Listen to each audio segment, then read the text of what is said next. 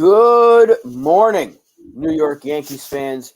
This is the Pinstripe Chronicles. I am Rob, and I'm here with Uncle Tats, and I got the hosting chair today. It's a pretty grim morning, pretty grim Friday morning. What's up to everybody in the chat? Jonathan NFE, and I'm not going to read that other comment, but LA Yankee King just popped in as well, so welcome to everybody. Tats, I want to start off with this because I, 2 days ago, told you need to be more positive on this channel. The Yankees had just won a couple of games. Tats, don't be like Twitter. We just beat the Orioles 2 games in a row. And now look, back to being negative. The Yankees just lost 2 in a row, and they look pretty bad doing it. But we got to start off with the obvious issue of Luis Severino. He once again completely just collapsed on himself. What we're seeing is a shell of what used to be a really good pitcher. And I hate that it's come to this, but he's unusable. He's unusable. He's really, really bad. And I don't know what the issue is. I don't know if there's an end in sight. We were talking about this in previous shows. Who gets knocked out of the rotation when everybody's healthy? Meaning we get Rodon tonight and we get Nestor eventually. And I kept saying Sevy's the guy. He's got to go. But I don't know if you can even use him anymore at this point. Like, is a bullpen demotion even worth it? Because you don't know if he can even get you an inning at this point. How do you explain what we're seeing from Luis Severino? Is it just a fall from grace? Do you think he's hurt? What do you think? I just think he's done. You know, I think all the injury stints, the ILs and everything, we've seen glimpses of him being that top pitcher. And I think he's falling into that category of those terrible pitches that will once in a while just give you a gem. I think that what we're seeing of late from Severino is really the direction he's heading in. I think the Yankees really need to make a drastic decision. They cannot give him his next start. You know, we had an opportunity with this series to gain some ground, not only with the wild card, but also with the division, because Tampa got swept by Philly. So here we had a chance to just, really pull ahead a little bit. And here comes Severino and just kind of puts us back in the hole. The third game, the 6-3 loss, that's going to happen. We can't discount. We can't discredit the accomplishments of Baltimore this year. They were a team that was going to be improved. A lot of people thought it was going to be next year. I had said that this would be the year. I said it last year, that this year Baltimore's going to click. And they're doing that. Having Severino in the rotation, which is almost becoming an automatic loss, because our offense is not strong enough to come back when you're putting up 8 runs. It's unacceptable. They cannot. We've seen occasions this season where they're not, where the organization or the manager or whoever is in charge are kind of putting their foot down and making decisions which would put them in a better spot to win. Continuing to put Severino in this rotation is not that cannot be the formula. It cannot happen. I don't even know about the bullpen at this point. Even one inning he can implode. And that's the problem. He's imploding before our eyes, and it's only going to hurt us. There's no help from him. Yeah, I said the other day, like, he's pitching you out of games. And that's legitimately what's going on.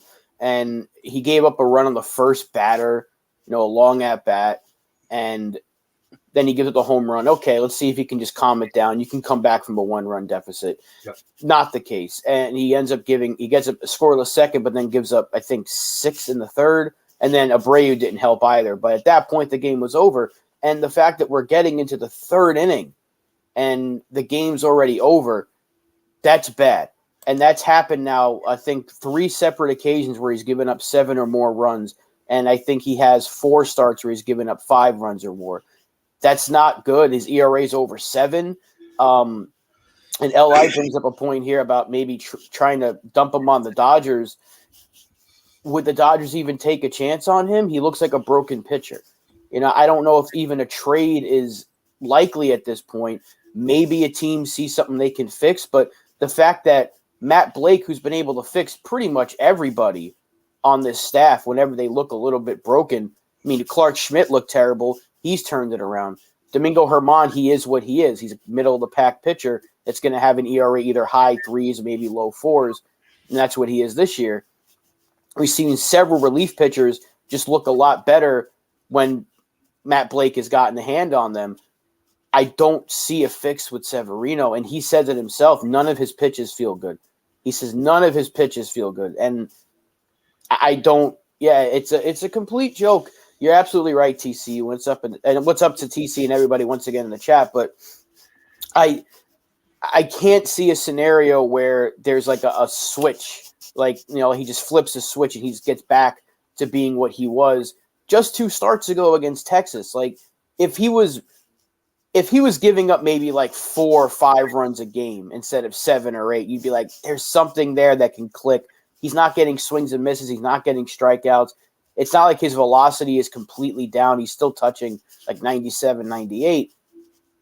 But it's brutal to watch him pitch. And the fact, like you said, game 3, it happens. You're not going to really put too much on that game. Baltimore is a good team. They were able to get a couple of runs against our bullpen, which doesn't happen very often. But someone mentioned earlier in the comments that our bullpen's very overworked. And that's absolutely true.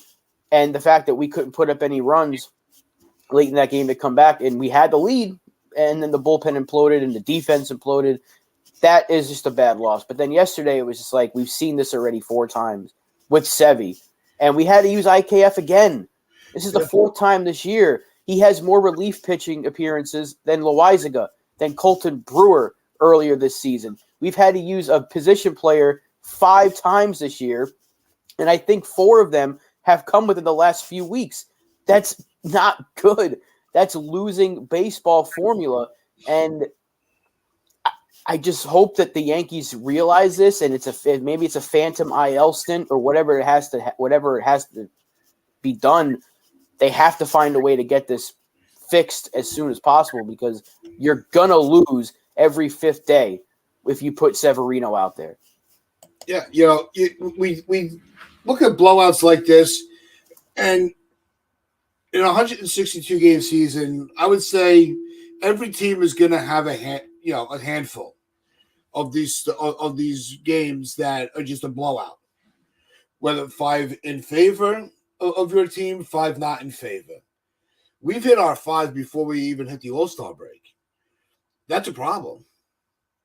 And we've had 2 of them already with Severino. So where do we, where's the repercussion? Where's the, where's the problem being solved? There is no, you would have to trade for a pitcher, at this point, and just get Severino out of the rotation.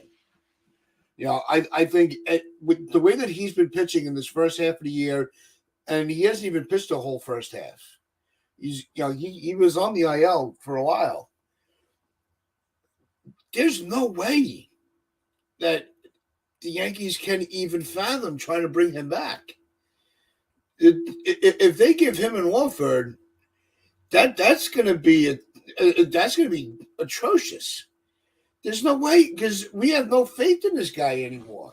He was supposed to be our next homegrown pitcher, and we haven't gotten that. He's still a homegrown pitcher for us, but he's not bringing anything to the table except for frustration. He has come back from all these, he sucks. He sucks. There's no way to put it. Even in that one wild card game, he got lit up. And thank God for Chad Green to come in and shut it down, and the offense able to kind of, save the day. But he shit the bed in the postseason for us. He hasn't been that guy that's been locked down. He's been one of those you want to lock him away so he's not even near the field. That's what he's become. And it really is a shame, because there was so much potential for this guy. Yeah, I mean, No, and Jonathan, I don't know what you're talking about. Your comments, I see your comments popping up, so I'm just want to let you know you're not. I don't think you're blocked by any means. No, we're not. Yeah, there's no way we're going to block you, Jonathan. Absolutely no shot. You're not getting blocked on here. But no, and I said it before. I think Sevy is. I didn't want him to turn into a what if. I never wanted him to turn into a what if, but the injuries have turned him into that. And you think what could have been with Luis Severino. And yeah, LI, you're right. The Yankee rotation going into the season was probably the strongest, if not top 3 in baseball. Cole, Rodon, Sevy, Cortez, Montas was on paper one of the best rotations we could have ever had. And we all, 3 of those guys got hurt. Cortez was hurt to start the season. And we've had to use so many different depth guys, but now the guy that we thought was going to be reliable when healthy isn't even reliable. Thankfully, we're getting Rodon back tonight. And again, I think at this point, you have to do something drastic. You got to IL Sevy. Even if it's a fake injury, make something up. Oh, he pulled something in his shoulder. I don't care about his feelings. Yeah, dead arm. Do something and give him like a week or two. Give him, if it's a 15-day IL, give him 15 days. Then he throws a little bit. Then he has a rehab game. See how he's feeling and go from there. Vasquez should take his spot while he's out because Vasquez has earned it. And Hector brings up the qualifying offer. He would take it. But he'll take it at this point. Yeah, he'd take it because no team's going to give him $20 million. Because last year the qualifying offer, I think, was just under 19 or just over 19.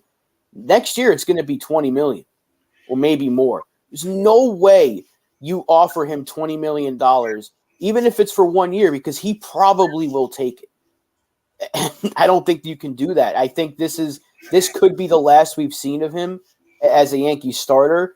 If you don't want to phantom IL him, you could shove him in the bullpen and hope that he can just be better as a 1 or 2 inning guy. And maybe that kind of reignites his career in the second half of his career from age 30 on. But I don't see it happening. Yeah, TC. Yeah, I don't think we could IL the whole team. We'd want to because it would definitely make room for the younger kids. But I actually like this comment here from Damian. Tell me why in the hell Bull left Brady win the game. Dude clearly didn't want to go out there. His face looked like he was holding in a poop. Well, I think the reason they left him in that long is because I think at that point it was 10-0. It was I think 11, 10 and 11 nothing. Yeah, something like that. You're not going to burn your whole bullpen every time one pitcher gets into trouble at that point. Leaving him in there, it was what it was. It was a white flag. If the game was close where they put up 10, but we put up a 5 spot and kind of chipped away at some of the lead, maybe Boone does manage the bullpen a little more to keep them where they were. But I don't think I as much as in the moment I'm like, why are you letting him just continue? Why are you letting the pitchers just bury us? But it didn't matter what pitcher they brought in. Baltimore, they were on fire last night. There was no slowing them down. So why burn out your whole bullpen? I was more shocked that they brought in guys like Marinaccio. I would have just let him just rest out the day. Find somebody. I'm surprised they didn't go to a position player to pitch sooner. At that point. Because it's not like you're gonna climb back and you're gonna need your bench. You're already out of it. The game isn't that rule now? Like you can only use him in a certain inning, and if the lead is like 10 runs or more, it has to be like the 7th inning or later. No, I don't know. I never heard that. It's a new rule with position players pitching now. There has to be a certain deficit. Either you have to be leading by 10 or more, or down by 10 or more, and it has to be like a certain inning. I don't know. Maybe someone in the chat can let us know. Yeah, but I know they've changed the rules with position players pitching because we would have seen IKF pitch earlier. But we saw Garcia, and Garcia looked pretty good. Again, his second relief outing this year, he's looked okay. But we know he's going to be the one who gets sent down today when they announce Rodon's activation. So, like, I really don't know what the fix is. Abreu should have been gone long ago. Yeah. Right? And he's still here. And they don't want to ever get rid of him, despite the fact they know he's not very good. Even though his numbers weren't terrible going into last night, he still should have been off this team. They can clear a spot with him. They can keep Garcia here as that long relief man potentially. And, yeah, Jonathan, if there's a team out there, L.I. mentioned the Dodgers earlier, that's desperate for pitching, maybe. And if they see something they can fix with him, but it would just make the Yankees look bad again if Severino gets traded for nothing, right? Let's say he goes to the Dodgers, they get a Class A prospect or like a rookie league guy just to get rid of him, clear his money for the rest of the season. Maybe you can add something at the deadline. And he ends up pitching better for the Dodgers. It's going to make you say, what the heck are the Yankees doing that they couldn't figure it out? And I don't think they want to do that because we're already seeing it with Aaron Hicks. He had a decent series against us. And you're like, what are they doing in Baltimore that we can't do with our guys here? I don't think they want to do that again or have to go through that again. But and this is what I'm most concerned about is that Matt Blake, and I mentioned it earlier already, he can't fix Severino right now because it's just like they've tried so much. They've tried everything. Nothing's working. So is a team even going to say, I want that guy on our team? I see what's wrong, because when you're giving up 7 runs in a game on more than 2 occasions now, is there something you can fix? I don't know. I think you have to try a bullpen stint first, see if that's what, because it clicked a couple of years ago. I think it was 2019 or 2021 where he came back late in the season, pitched out of the bullpen and looked fine.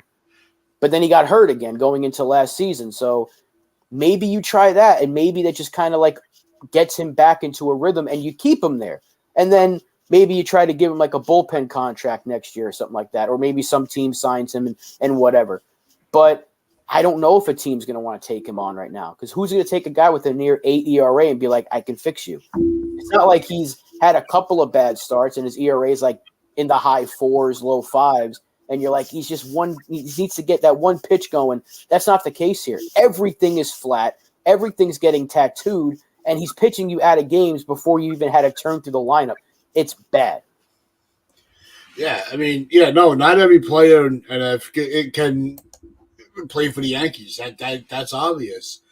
But is anybody, if a player goes to another team and they find themselves, do we, and it's a call that we're all, it's a move that we're all screaming for. Don't be pissed if they do find it somewhere else. You just got to go with it. Is anybody pissed off that Hicks, was able to find the bat? I thought it was funny he got scratched for a bit, sore back last game. He could have hit. Who knows what he would have done? It's if players go to another team and they find themselves and they're able to regenerate their career, so be it. It doesn't bother. That does. I don't think. I'm trying to.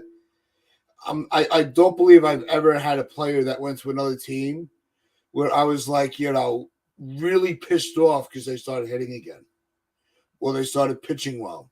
I can't think of one, because it's always been those players that we've really just said, you know what, we're done. It's not working.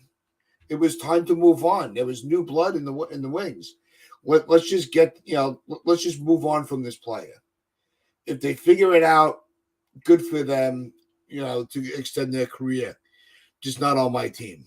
I can't think of anybody. Can you? Sonny Gray. He's the first name that pops in, because he was.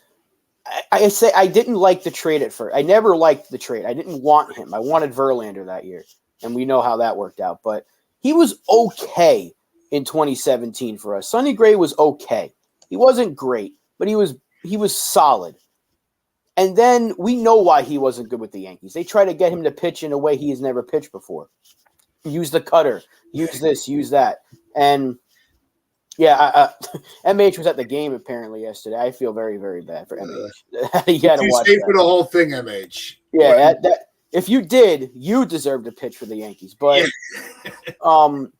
but Sonny Gray, then he goes back to Cincinnati, and he just goes back to pitching with his old pitching coach. And I'm like, man, if we had Matt Blake sooner, I wonder what they could have done with Sonny Gray. He's the only one that like jumps out at me as like a guy that left and then had success and then sustained it, because he's been good ever since he left the Yankees. And I can't think of anybody else. Like Joey Gallo was good for I like a actually week. did think of somebody. Who was that? Evaldi. Ah, We like not that because we booed him out. I'm not saying but Evaldi was one of those players that we got rid of because he was on the injured. And when he was when he was able to come back, we were like, no, been there, done that. He goes to the Marlins and he just he reinvents himself. I think that after his time with the Yankees, I think Evaldi's one of those pitches where you're like, we actually could have gotten a little more life out of him. I don't know because he had to pitch out of the bullpen for a while. He was a bullpen arm, and then he was as a starter. He was still like high threes. He was pitching just a tad bit better than he was with us. It wasn't. It hasn't been up until this year where he's been like elite. So I mean, that was 7 years ago. So I'm going. Back a little bit. But the first name that I can think of is that jumps out at me. I'm trying to add Donald to the stream here. There we go. Donald's here. I'm trying. The only name that I can think of is Sonny Gray. That's the first one that I can think of. But now that Donald's here, let's ask him. Donald, we were just talking about the obvious elephant in the room, Luis Severino, how bad he's been. And has there been – do you think – first of all, do you think he needs to just be let go? Do you think he needs to be shipped to the bullpen, IL stint? And follow up with that, is there a Yankee that has left the team that immediately jumps out at you, that left the team and immediately found success? My answer was Sonny Gray. Tats didn't really have an answer, and then he thought of Evaldi. Is there anyone that jumps out at you?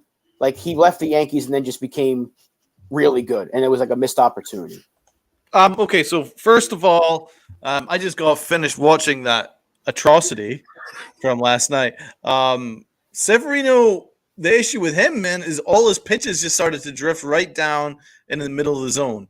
Low, middle of the zone. Every pitch, everything. Change up, fastball, didn't matter. It was just right in the middle of the zone, and people were flattening it.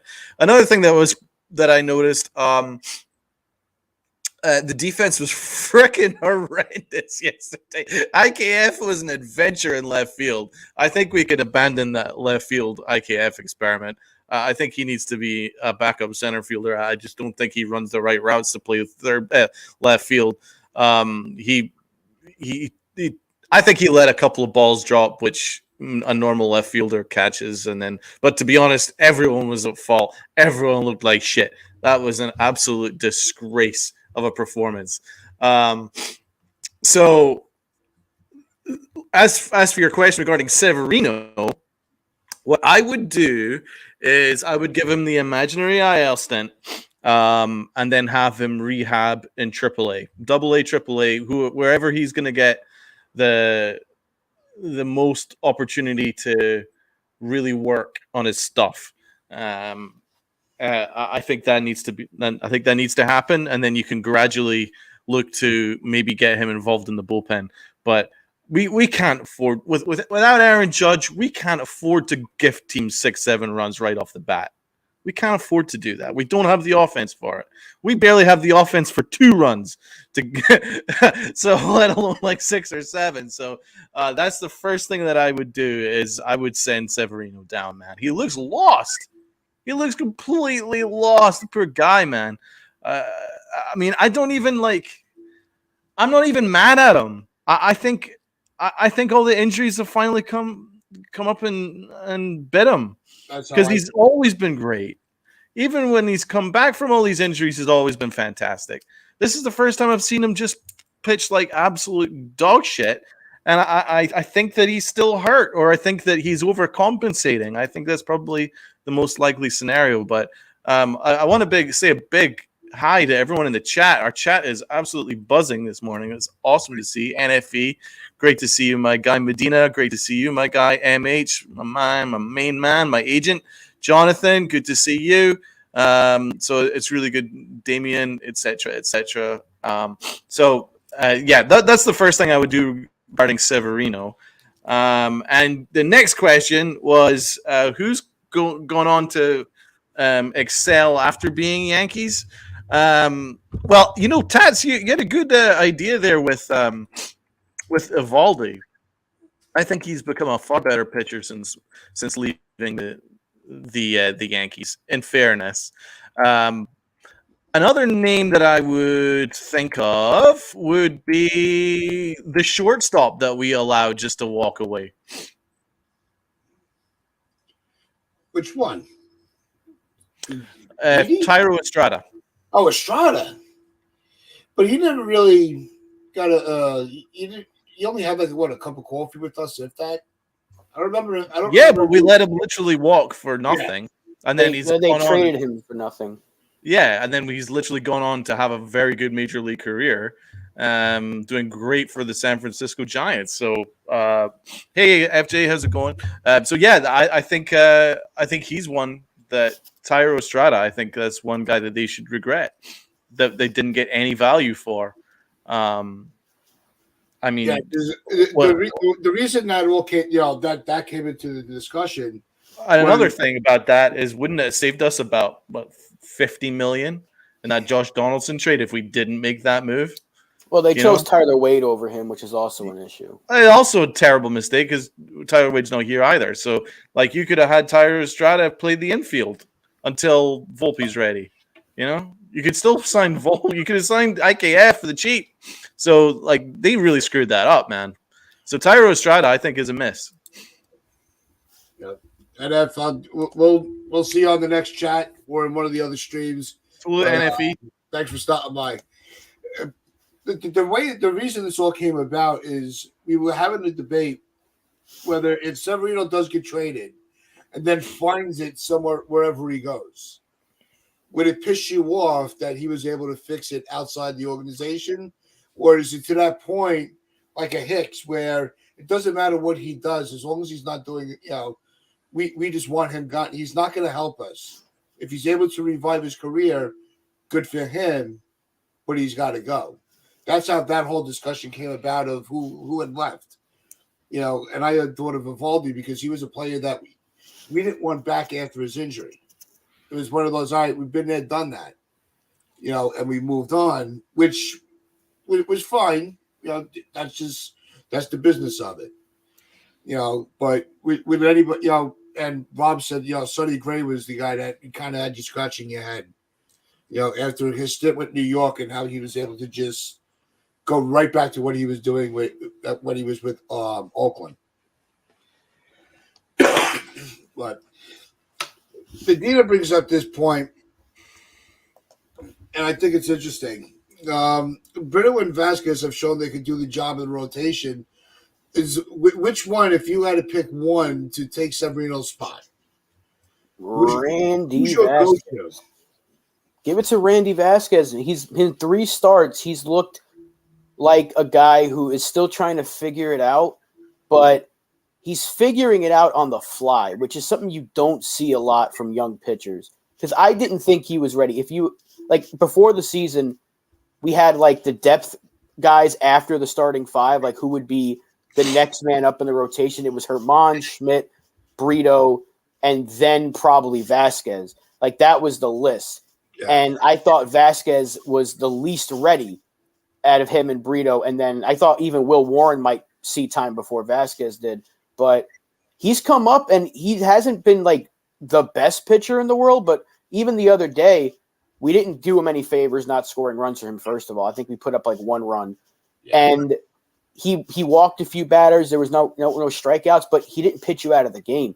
He got into a little trouble and got himself out of it. And that's figuring it out on the fly. He's like, okay, let me get out of this jam I put myself in, or the defense put him in. And he did that. Well, the other day you said, what does he have to do in this start? And I said, just do what he's been doing. Keep us in the ball game. Give us 5 1/3, maybe a little bit more. And that's exactly what he did. You had the lead when he left the game. Now, that changed immediately when the bullpen came in, and Jake Bowers, who's a first baseman, who's unfortunately now injured, another injury for this team that we haven't talked about yet. But this is what happens when you have infielders play the outfield. You have an overused bullpen. Things are going to go awry. But I think Vasquez deserves another shot, especially over Severino, because if you were to say, do you want the guy who's given you 3 straight starts, even though they've been scattered across a couple of weeks now, but he's given you 3 good starts where he's keeping you in ball games and giving you a chance to win? Or do you want the guy that's given up 7 or more runs in 3 of his last 4 starts? I think the choice is pretty easy. You're going to go with Vasquez over Severino here. I think it needs to happen. I think the Yankees need to start being aggressive and saying, there are certain guys on this team that are not helping us win. We have to move on. We have to change our approach. We have to stop being complacent. That's a word that Pete used yesterday on his rant. And it was once again, he went into a tear on the organization. It was much deserved. They are too complacent. They are afraid to get out of their comfort zone. They have to start doing it, or else they're going to continue. And we've seen it year after year. They continue to run into the same issues they've been running into every year, where they continue to over-rely on players they're afraid to move on from because they feel like it's going to make them look bad. It's a tough pill to swallow sometimes, especially with a guy like Severino, because I don't think there's a fan out there that doesn't like him, because we all wanted him to be the next great thing. And for a while he was looking like that. It's come to a point where either he has to be a bullpen arm from now until he's done with the Yankees, which will be the end of the season, or you just have to swallow that tough pill and move on and go with the younger players. And the same thing goes for the offense and the 2 players that we've continued to mention, breathless mentions of Peraza and Florial. We'll see if they make the choice here tonight, because they got to call up somebody. It's probably going to be Franchi Cordero, but complacency is the word. How do you feel about what Pete said last night? Do you agree with what he ranted about last night after the game? Donald, why don't you go? 2 starts. Yeah, his last 2 starts, 6 and 2/3 innings, 19 hits allowed in 6 innings. Unacceptable. 16 runs, 14 earned, just 5 strikeouts. 4 walks as well. An ERA of 18.9 in 2 starts. That pretty much says it all. I'm pretty sure if Tats went up on the mound, he'd be disappointed to give up that number of runs in 6 innings. Now, that's freaking horrendous. There's an issue here. And it was so painfully obvious in these last 2 starts, where every single pitch was going right down the middle of the plate. Some were high that were getting tattooed, and some were right in your wheelhouse, right in the wheelhouse. So there was no movement on his pitches. There was no variation. And the thing was, which was most concerning, is it didn't look like he had an answer. Everyone has a bad inning, right? But the thing is, it's snowballing, and he doesn't have an answer on the mound. He's looking around. He looks lost. He looks like he wants help from somebody to come and save him, because it must be embarrassing for him. He's got an ERA of 7.7 now this season. That's unheard of for someone who's an ace. So it certainly gives me zero pleasure, because I like him as a pitcher. I like him as a person, and it really sucks that this has happened to him. And I'm not ready to cut him. Right now, there's a bunch of guys that I would cut ahead of him, but I'm not going to cut him. What I would do is I would send him down, do this rehab stint, AAA, work on his mechanics. There has to be a mechanical flaw, because it's not a talent issue. The only thing that it could be is that he's still hurt or worse. I don't really quite understand what's happened to him. It's this dramatic, but the first move they need to do is they need to make it tonight. They need to make that happen today. They need to send him down today, right? And as for what you were saying about Pete Simonetti, Rob, yes, the organization is complacent. Yes, the organization doesn't want to make the tough decision, because Brian Cashman, I wouldn't say I think Brian Cashman in particular is afraid to look bad. I think he's afraid that it's going to hurt his stock further, because everything that he's done has gone wrong to some extent.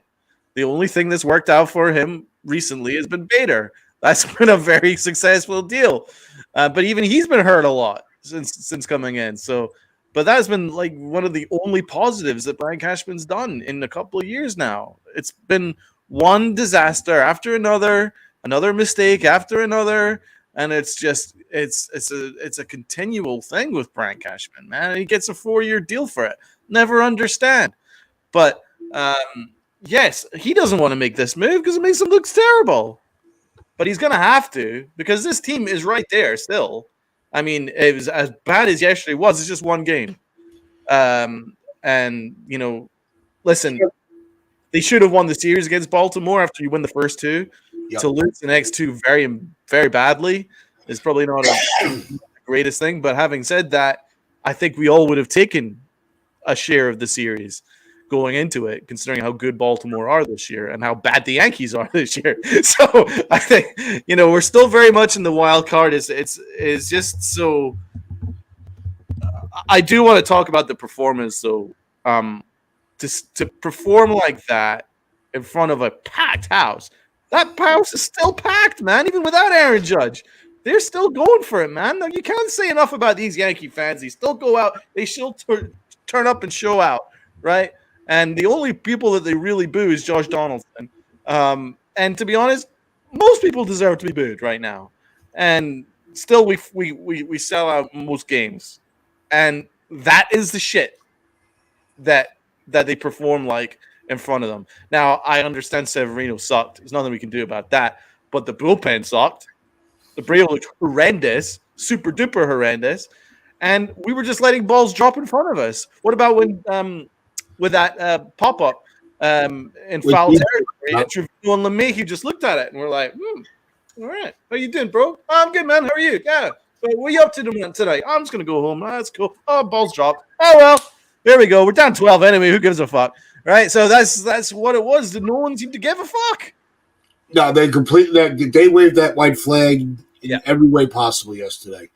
But I don't think it is, you said it, it's just one game. The problem is, I was saying earlier, Donald, it hasn't been just one game. Usually you'll have, the way I referenced it, you'll have 5 blowout games in your favor and not in your favor throughout 162 games. It's fair. I think 5 is a fair number where it's just you are just done. Or 5 where you'll say, hey, what's going on, Pete? Oh my God. Pete Severino jumping in the chat. We're not worthy. It's my guy. We were actually just talking about your rant from yesterday too. But you'll have 5 games that are in your favor where it's a blowout and 5 not. We've already had them in the first half. That's a problem. That's a big problem, Donald, because it's not just one game. It's becoming a regular. We're getting one a week. That's unacceptable as a Yankee organization. That is completely unacceptable. To perform like that at home, man. Yeah. Packed crowd. I mean, there still can be an element of effort that you could put in. And that's the one thing that I can certainly blame Aaron Boone for. Because I don't think this team's prepared on a nightly basis. I think there's some nights where they just don't want to play. And that's never acceptable, especially when you wear that NY on your cap. There's never an acceptable game where you just go, oh, well, I'm not feeling it today. And I honestly, you look at that and you see, Trevino and LeMahieu looking at each other and the ball dropping between them, IKF running circles out there in left field.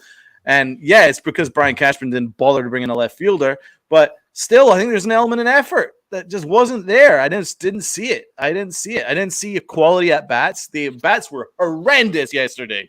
They were all at 1-2 pitches and I'll pop out, whatever, strike out, whatever, go home. There was just the at bats were terrible. The defense was terrible. The pitching was terrible. The bullpen was terrible. That was fucking bad, man. It was really, really bad, and it goes to another conversation that we've been having for a while now. This is what you get when you're relying on your depth guys. These are supposed to be all just depth players. Bowers, and now he's another one that's going to be on the shelf. But these are infielders that are playing the outfield consistently. You've had IKF, and he's been fine in center field, but he's looked like a complete project in left and right. So he needs to be the backup center fielder, or you need to keep him playing third base sporadically or shortstop sporadically. But he shouldn't be playing every day. Once again, we've been saying this all season. He's not an everyday player. And when he gets everyday at bats, you're starting to see that he's not as good. Like when he plays every so often, he's better. And that's fine for a bench piece, but he can't play left field. Bowers can't play the outfield. You're relying on these infielders to consistently play the outfield. You're relying on these guys to carry you. And even though we weren't going to come back in that game last night, I didn't like Volpe leading off. I really didn't. He was hitting fine in the bottom of the order. He was hitting 7th, 8th, 9th, 6th was the highest they put him, and he was boiling hot. And now you're like, well, that's going to transit to the top of the order. It didn't matter in the grand scheme of things because we lost the game in the third inning, but why are we changing the order so much? Like, it was kind of working, the offense is a little more consistent, and they just go back to, here, let's try something different. This will put up 10 runs. No, we had a single run in the 9th inning. Took us to the 9th inning to score. And even Michael Kay had to be like, hey, he had to hype himself up like the Yankees just tied the game or something. Like, that's how bad it was. And it was a pretty loud cheer from the crowd, too. They're like, hey, we did it. We didn't shut out it. This is what it's come to. And it goes back to that question from 2 weeks ago. Why are the Yankee fans so upset? That's why, Hal. Because even though I understand, as a fan, I've been watching long enough. You guys have been watching long enough. The people in the chat have been watching long enough. We can be okay with having a playoff spot, but when your team is doing this once a week where you're getting toasted, blown out, looking terrible, letting balls drop in between two infielders, and there just seems to be no urgency from the organization to try to get a quick fix, when you know that the playoffs are still attainable even without your best player, they should be like, look, we're here. We have a chance to stay in this spot. We're going to make the playoffs most likely, but it could slip because Toronto is now tied for us for that third spot. We're holding on by a thread to be that third wild card team now. Why not make those tough decisions, get those kids up in the offense? Hopefully it provides a spark. Stop relying on these retreads that you know aren't going to produce, like Franchi Cordero, who's probably going to be the guy they call up tonight for Bowers, and just move in a different direction with the youth. Severino needs to either be let go or put in the bullpen, most likely the bullpen after a phantom IL stint, like I said earlier, like Donald mentioned when he came in. Get Florial here, cut someone from the 40-man, get Peraza up here, get Donaldson off this team, move in a different direction, stop relying on the same tired act you've been doing for the past decade that hasn't worked. And this is what I've been saying. This is what we all been saying. Go out of your comfort zone. The last time the Yankees did that was 2016, where they traded away Beltran and Miller and Chapman and moved on with some of the youth. They gave the keys to the kingdom to Sanchez, to Judge, to Tyler Austin, eventually became the Judge show for good reason. And then things kind of reverted back to the way they were, where they screwed with players and screwed up so many young players' careers. We've already talked about that. The only one that's from that group that has worked out has been Aaron Judge. So go out of your comfort zone. Rely on these prospects that you don't want to trade. Give these guys a shot, and hopefully it puts a jolt of energy in this team, and more importantly, a jolt of energy into the veterans that you know you're not going to let go of, like Stanton and Rizzo and LeMahieu. These guys need that jolt. Sometimes when you call up a couple of younger players that are having success in the minor leagues, they give that jolt of energy. Look what the Reds are doing, and look what it's done for Joey Votto. We thought his career was over. He's come back from injury, and he's having the time of his life, and he's like 36, 37, but he's still producing. These younger players are giving him an extra jolt of energy. He's like, I'm having a ton of fun. Let's try it. You're trying to be the smartest people in the room, trying to be like the Tampa Bay Rays when you know you can't, but you have something that all these other teams don't have. You have a good farm system, but you also have the pockets to make yourself that ultimate Death Star that you talk about. But how can you call you? First of all, the Death Star thing, it got blown up. I don't know why they call themselves a Death Star, but that's another conversation. Why are we just not doing these things? That's all I'm asking. I continue to break a broken record saying the same thing every single show. Why are they not doing it? They're staring at you. It's not the answer. It's not going to solve all your problems, but it can lead you in a positive direction to try solving those problems that you have by calling up an actual left fielder to play left field. How is that such a mind-blowing? It's like I feel like Albert Einstein. Like, I got something for you, Brian Patrick. This is going to blow your mind. What if you call up a left fielder to play left field? Fuck. No. That'll change the multiverse, bro. No, but it's Rob. You're absolutely right. It's the answer has been in front of them for a month now, and they still cannot figure it out. They're so freaking stubborn, which is why I think Jonathan's got a point. I don't think the Yankees are going to make any changes unless, they're not going to make any changes if they make the playoffs, because it's just going to be like, all right, and if I got to hear them at the end of the season, we're going to hear that word, and they're going to say it was a crapshoot. And it's just I don't want to hear that anymore. I really don't. The crapshoot is the way you run this team. You get up in the morning, you roll the dice, and you're like, all right, Sue, all right, I'm going to make 2 mistakes today. He just can't get out of his own way. And it's not that he's the worst GM in baseball history. He's too comfortable. Yeah. So why should the players be playing? Because they all know now, well, if Cashman puts me in this position, I'm good. It's like what's the incentive for Brian Cashman to make massive changes? Incentive. Because exactly, what's the incentive for him to make massive changes? Because I would say he's got about a 90% fail rate over the last couple of years in terms of moves, and he got a 4-year deal for it. So what's the incentive for him to go, oh, you know what? Maybe I should really start performing better here. Dude, you got a 4-year deal for performing like shit. So what's the incentive for him, man? There's no incentive for him. He's like, hey, listen, I just got a 4-year deal. Yeah. I fucked up the Aaron Judge negotiations. My owner had to save me. I didn't bring in a left fielder. Every move I made is injured. But I got a 4-year deal for it. So, like, where is the motivation to get better and perform better?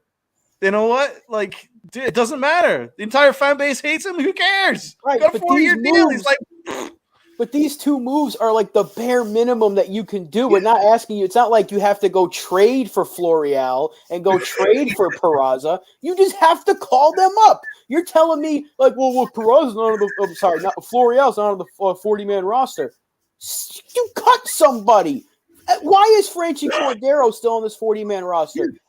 Get rid of him. Or Donaldson. Get rid of him. Guess what? That clears a 40-man spot. Get Florial here. Peraza's already on the 40-man. He should be on this roster. Get him up here. Do it.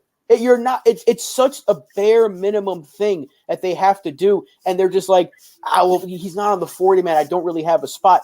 Yes, you know how easy it is to clear a spot on the 40-man roster nowadays, whether it's just transferring somebody to the 60-day IL to retroactive to it. Like Judge, you could put him on the 60-day IL right now. It would be retroactive to the day he was put on, so it's not like it's going to add time to his injury. And boom, there's a spot. You can DFA Josh Donaldson, who flat out stinks. Boom, there's a spot. Cordero, who hasn't played for us in a month. There's a spot. You're telling me you can't make a spot on the 40-man roster for Esteban Florial, who's got a near 1,000 OPS in AAA? Like, everyone mentions, well, he strikes out a lot and he DFA'd him for a reason. Yeah, I get that. But you know who also got DFA'd and found success on the exact same team? Adolis Garcia was DFA'd by the Rangers. Nobody picked him up. They got him back, gave him another shot, rediscovered himself, and now look at him. Dude's a monster. I'm not saying Florial's going to do that, but take the chance because you have nothing to lose. It can't get much worse. You don't have a left fielder. You haven't had one for 80-plus games, and now you have a chance to actually have a left fielder, especially with this injury. And I swear to God, if they say Cordero's been hitting well in AAA, we're going to put him back out there. And the first sign of him trying to track down a ball in left goes south, it's going to cause more mayhem. Just make the move. Get the actual outfielder. Stop relying on infielders or DHs to play the outfield for you. You finally put Stanton in right field where he belongs, in the outfield. His bat's been a little bit better, still not there. You have Bader. Get Florial here. Get Peraza on this infield. Put DJ on the goddamn bench because he's not helping you either. And guess what? Your team looks a lot better. It's faster. It's more youthful. And there could be a spark. The stadium would be excited to see it. There'd be more. It's already been a buzz in the stadium. People are still wanting to go. Now they're going to be even more excited. And maybe, just maybe, there's that jolt of energy they need. It's what I've been saying for weeks. It's what this entire fan base has been saying for weeks. And our front office is just like, I don't know. I think Billy McKinney's the answer. Why? This is why I'm so upset. We're a playoff team, and I'm acting as if we're the New York Mets right now, who have finally started to catch fire. But we're in a playoff spot, and we have to sit here and act like this team is 8 games under 500 and trying to catch a spot in the third wild card. But it could get to that point if they don't fix this immediately. You have a chance to go into the break hot, get people excited, try to get 2 out of 3 from the Cubs. Rodon's back tonight. We should be excited. Instead, we're once again talking about what this organization fails to do, which is just evolve with the game. Look at the difference that Gunnar Henderson's made to the Baltimore Orioles. Just by simply calling them up, the excellence was brought in to the Baltimore Orioles organization. Now, I'm not saying Volpe or Peraza are going to be at that level, right?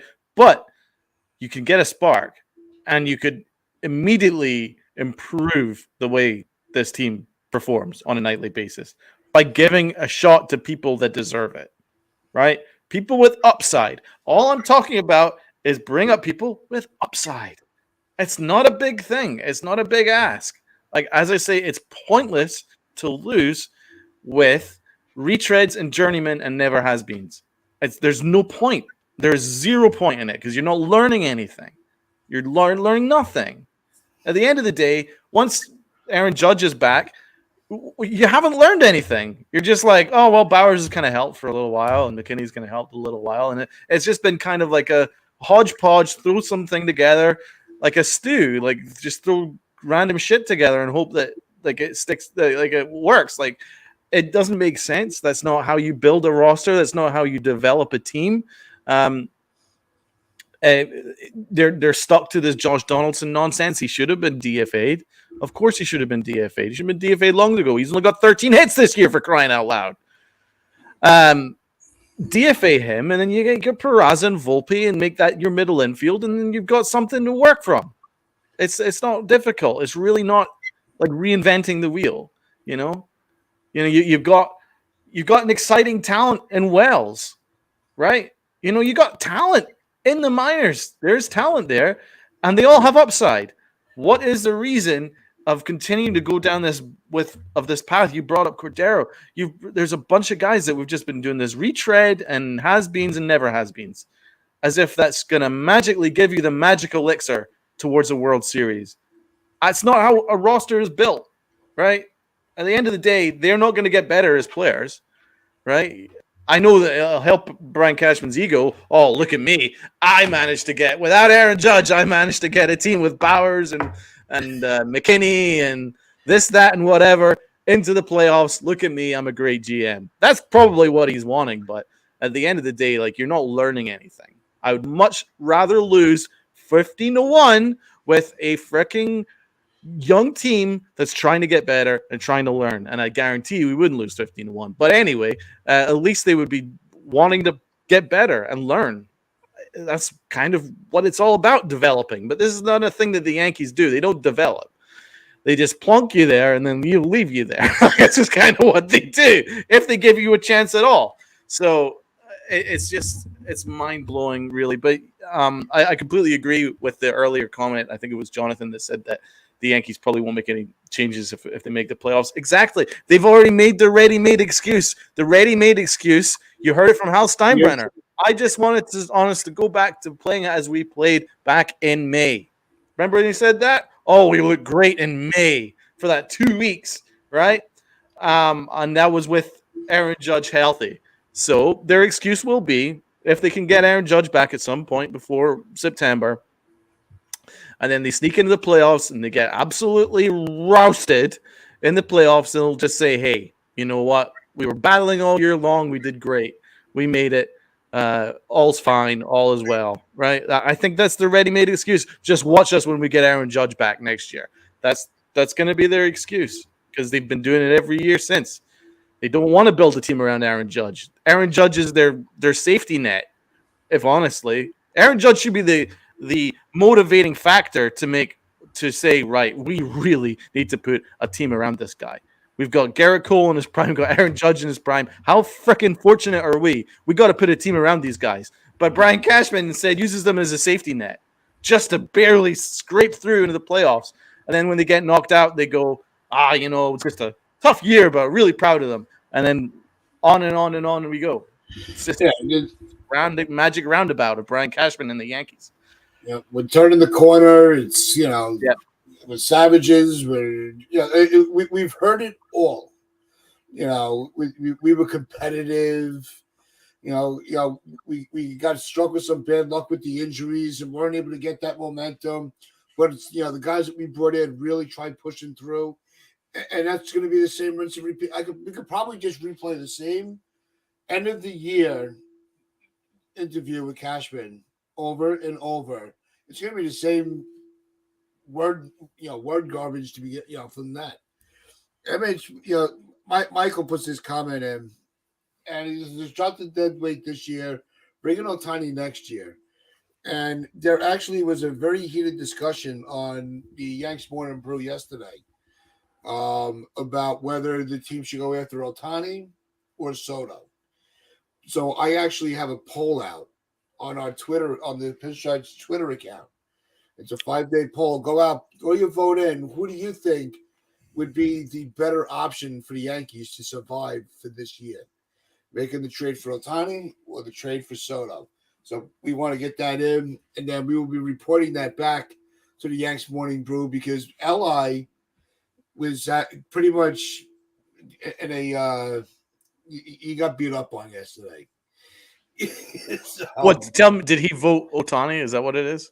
He still thinks that if we get somebody like Soto, it's going to put the organization back 5 to 10 years. How? I don't know. So he didn't have. Did he choose one? He wants Ohtani, but that's no. He doesn't. No, he wants to bring up the youth. He doesn't think we have to trade for anybody. Well, okay. I kind of see his point a little bit, because he wants to, for once, give these kids a shot, right? He wants, because we know if the Yankees traded for Ohtani, none of these players that we've been talking about, Austin Wells, Oswald Peraza, Everson Pereira, even to a degree, Will Warren, these different pitchers that have come up through the system this year, none of these guys are going to be in the conversation. They're all going to be in Los Angeles just for a half a season of Ohtani, who's going to probably get $600 million next year. If that, it might be a little bit less, but he's going to get 500 plus for sure, guaranteed. Take that to the bank. Same goes for Juan Soto. You probably give up a little bit less for Juan Soto, who's also in another year's time going to command a pretty hefty contract that I don't know if the Yankees are going to want to pay when they already have Judge and Stanton, Cole, even still DJ on the books. Can they afford it? Abso-freaking-lutely they can. Yep. Will they want to pay it? I don't think so. So I do see his point there. And also at the same time, Ohtani is going to add a ton of excitement to this team. Giving him and putting him and Judge in the lineup at the same time, that's scary. But is Ohtani playing the outfield? No, it's not. He's going to score. He's going to put some extra runs up, but he's not going to help you defensively. I don't know. I would love Ohtani. Don't get me wrong. I take him in a heartbeat. I take Soto in a heartbeat. They're not fixing this. They're not. Now, if they make a trade tomorrow for Juan Soto, I'm going to be excited. I'm going to be like, hell yeah. Lock him up. Get him extended, as depending on how he plays. You still have another year. But is he going to fix this problem? Probably not. He's going to help the problem for sure. He's not going to fix it, though. That's a great. Yeah, it's actually at the point now, if you look at it, we have so many holes in this roster. Is it even worth making a massive, massive trade? I mean, at this stage, maybe just try and make a smaller deal just to bring in somebody that can play left field, just someone that actually has a glove out there. And then just just takes good stock in the offseason, because it's the offseason when you need to build a roster. It's not in the middle of the season. It's not on the fly. And that's where Brian Cashman got it horrendously wrong. And it's not Monday morning quarterback, because you all know, I was saying it the entire time. I was like, this is not the time to rebuild. This is not the time to bring in your left fielder in July. The time to bring in your left fielder was the winter. You know, the time to fix the issues that are very much real in this organization is not in July, but very much the winter. But they just bypassed it. It was a completely unacceptable offseason after Rodon. Once they got in Rodon, you were thinking, right, things are moving. And then they just went, no, I'm good. Yep. Huge mistake. And that's why the way the poll is right now is the votes are on 46 votes, 61% to 39% in favor of Ohtani. No, give me a break. Now, here's my argument of why Ohtani's fantastic. Okay, Ohtani's fantastic, but he's a DH, right? Yes. And you're like, you get a bat and the pitcher is the mentality to it. And I respect. I get that, but you got Garrett Cole and you got Rodon, you got guys that can pitch. Good to dude. Hernandez just pitched a perfect game. I don't think we need another starter. We need Soto. That is actually a significant upgrade in the outfield that could actually play left field and a middle of the order bat. I think he would be great. But apart from him, I can't think of anyone that would instantly change where this team's going. No, and even though the Yankees could afford it, one of the main reasons I don't want to go near Ohtani, it's not that he's one. I always liked making fun of him and bashing him, but I always respected him. I always did that for fun. But I think that for the money that he's going to command, are you really going to have him as a two-way player for the rest of his career? At one point, he's going, and he's also not that this is an old, it's old age, but he's 29. How many he's going to get so many years and so much money. You maybe get 5 years out of whatever he's going to get, what he's going to sign for, because you're going to have to pay him an outrageous contract for his hitting ability and his pitching, where halfway through the contract, you're going to have him for just one. I'm not committing that kind of money. You're right. You have to pay him 50, 60 million just for that. Yeah. Whereas with Soto, he's 24, 25? He's still incredibly young that if you were to extend him for another 8-year deal, you're getting him into his prime, and he'd still be 33 going into like free agency again. It's the Mandela effect. I mean, that'd be an incredible everything except for Mattingly as a manager. I'd pass on that. I don't think he was very good, but it's good to see you back in the chat. Fast. Yeah, it is because it's been a while. But again, this whole conversation though, they're both great players, and I take one of them in a heartbeat on this team, like I said. But this team is so flawed that even if you get Juan Soto and he hits you, let's say you get him and Judge is still hurt, he could hit a home run every day for 2 weeks. They'd probably all be solo home runs. So it's not like, yeah, you're going to have some excitement. You're going to score 14 runs in 14 games. But is the rest of the offense going to come around with him? I'm sure a lot of these guys are going to start hitting too. Like, I still think Stanton's going to get going. And Rizzo, we've seen Volpe break out of it. But that's still just a handful. You're talking about 4 guys out of a 9-man lineup. And a lot of the guys that we're talking about that can help this problem right now are going to be in San Diego if we make that trade. Same thing with Ohtani. They'd be in LA if we make that trade for Ohtani. I think in this case, we need to first see what Florial can give us, and we need to see what Peraza can do. We need to see it first, because if we trade Peraza, guess who's playing third base? It's DJ or it's Donaldson, and they both flat out stink. There's an automatic out right there. Our catchers are both automatic outs right now. Our outfielders, whoever they may be, are automatic outs right now. So there's still a lot of issues that one trade isn't going to fix. So it might have to be a lesser name that can make him more of an impact, like a Lane Thomas. A lot of people are bringing him up. Yeah. So Donald's idea of getting just like a lesser name that can help you is more likely than making the splash that's going to cost you 4 or 5 top prospects. I don't see it happening, not this year. If they were in first place and like say, hey, we need to replace Judge's bat, if they were still winning without Judge and like maybe a couple of games out, Juan Soto puts you over the top and then you get Judge back, you're a super powerhouse. Then you make that move. You're going for it. You're going for it all. That's what we want to see. But when your team is like treading water a little bit, does Juan Soto put you over the top? They probably just put you in the second wild card spot at best. Yeah, I agree. And the fact that we're having this discussion, Brian Cashman should be embarrassed.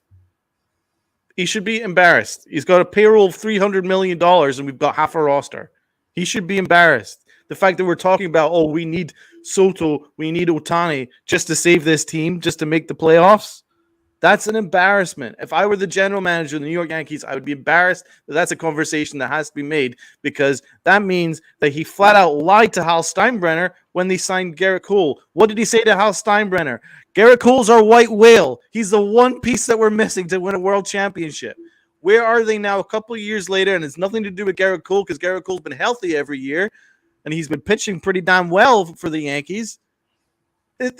Still, we're farther away than we ever have been. And that's because of Brian Cashman. So, the fact we have to add another 50.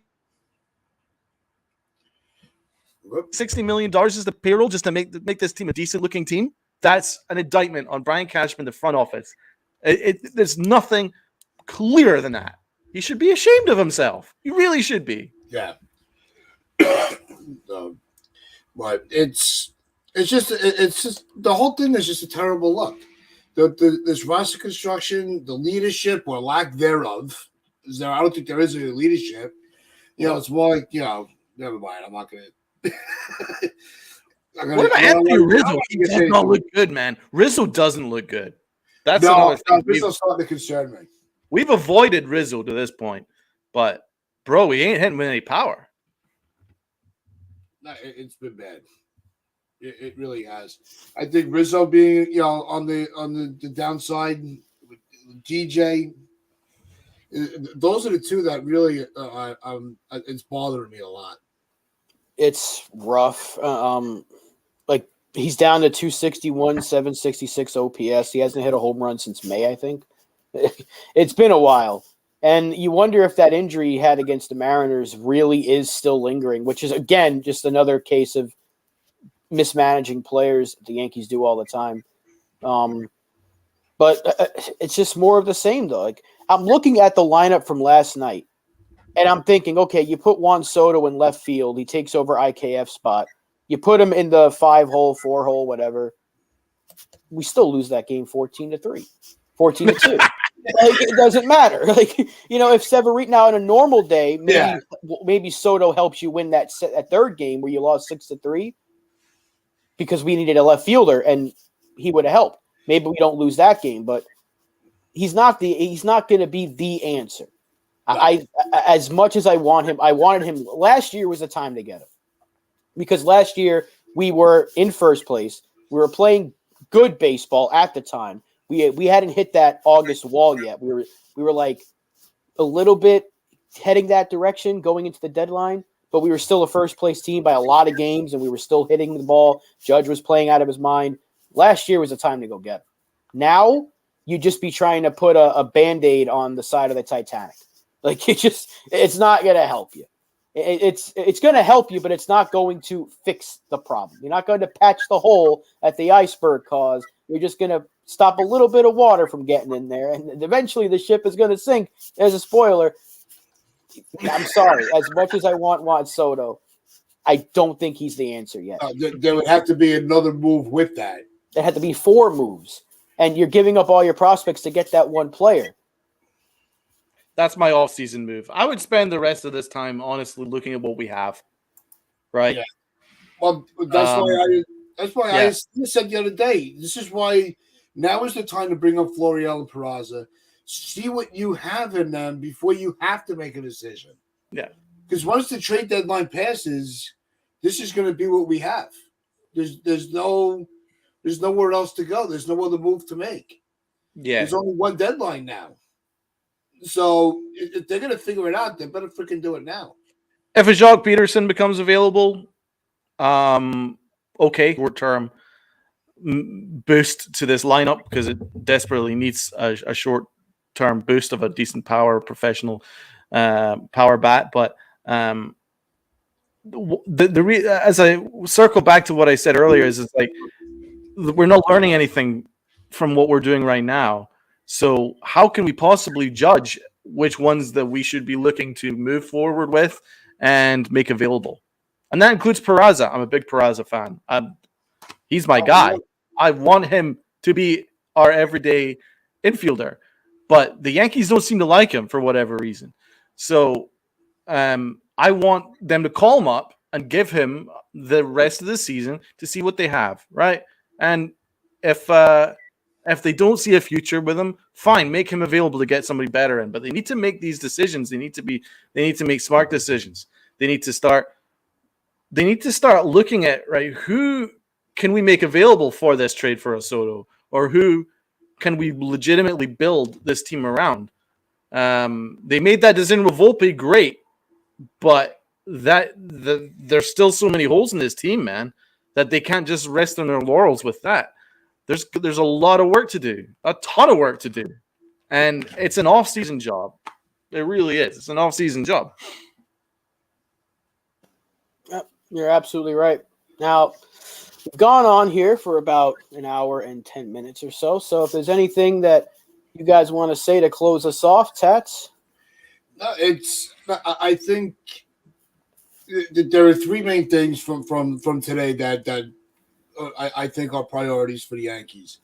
The ghost Elston for Severino. That's got to happen. Bringing up Florial, putting him in left field. Let IKF be that true utility guy that you want him to be. And bring up Peraza. I think those are the moves. Those are the three things that I think that they need to do to at least give us an olive branch that they're willing to make the changes, that they're not going to be so stubborn, and they do want to actually improve this team. Donald? Aaron Judge agrees. He's nodding his head. Oh, yeah. No, hopefully things get better. We'll see what Carlos Rodon gives us. So we have something to be excited for tonight, finally making his debut. Very happy to see him out there. And, let's hope the Yankees can go into the break just a little bit better. We will see you guys again very, very soon. Be sure to tune into the Upper Deck on Sunday with Lynn and Chris. We will be back Monday as we break down the Yankees and Cubs series.